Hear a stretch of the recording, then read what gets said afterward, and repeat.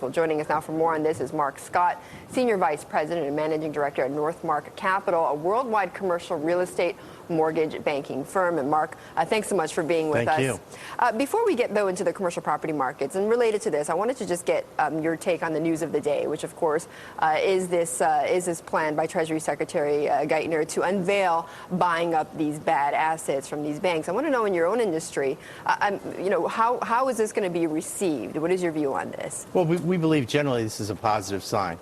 It's going to provide liquidity to the market. It's going to provide clearing to the markets and allow the markets to sell the assets that are on banks' balance sheets and to restore some type of normalcy to the market. It's going to be positive, but however, of course, in the last attempt by the Treasury Secretary, it fell flat. So what is it that you want to hear specifically in order to make you more positive on this plan? That they're identifying specific assets, and a specific plan is how they're going to purchase these assets. Basically, how are they going to allow private equity to co-invest with the government to maximize the return to the banks and to the taxpayer? Right. Okay. Well, of course, everybody's looking for that, right? Sure. They want to look for that plan. Okay, Mark, let's get to the commercial property market, because prices are down about 20%, I believe, since the 2007 peak. How much worse is it going to get? Is it going to get worse before it gets better, or what? Well, generally, historically, the commercial market lags the residential market by 12 to 18 months. We've seen declines in 2006 and 2007 in the residential market, and now we're starting to see declines, dramatic declines in the commercial market. Over the past year, you've seen vacancy rates rise in office space from approximately 13% nationwide to 18%. Mm-hmm. You've seen retail vacancies rate rise from approximately 7% to 11%. All asset classes, whether it be office, retail, multifamily, or industrial, have seen vacancies rise. Is this the worst that you've seen in other cycles, or compared to other recessions then? Well, in the 1990s, we had a cycle like this, but what we had, the cycle was due to tremendous overbuilding that we had. And hopefully now we believe that with the stimulus package that the government is putting into effect and the leadership that we have in Washington, that they will be able to identify these assets, clear these assets, and hopefully the markets will return. What we need is reduced fear by consumers. They have to get out there and start spending.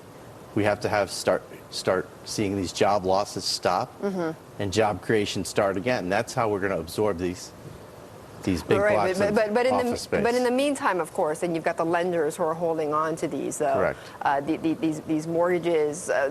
Comerica, Sovereign Bancorp, I think, are a few of those. What's going to happen to them in the meantime? Are any of them going to survive, or what? What is the survival rate for them based on this? Well, the top 13 banks in the United States have aggressively addressed this problem over the past year. Last year, there was $225 billion of assets, commercial assets on banks' balance sheets, and they've reduced that exposure to approximately $95 billion through sales and liquidations of these loans and paybacks. 2008 write-downs were $25 billion. There is a tremendous overhang, though. There are a lot of assets that have been identified as troubled assets, where the borrower is having trouble or major tenants have gone out. We've seen Circuit City, we've seen Linens and things, big retailers, a lot of bankruptcies. Just vacancies, right? Okay, Peter, I think you've got a question, right? Mark, just a real quick question. What do you think the default rate's going to get to here? Some people suggested it could be tripled. Well, it certainly has risen. In 2007, we saw default rates in commercial mortgages in approximately 0.2%. That rose to 0.8% at the end of the year, and already we've seen default rates rise close to 2%. Is it going to go higher? Sure, it's going to go higher. Is there going to be an ability for our system to cure itself? Yes. The people in Washington, Mr. Bernanke believes that we're going to turn this recession around in the fourth quarter, and hopefully 9 to 12 months later, we're going to see the commercial market start to improve. Okay, at least that's what one would hope at this point. We hope so. Mark, let's be optimistic. Thanks so much for joining us. Mark Scott of Northmark Capital. Peter.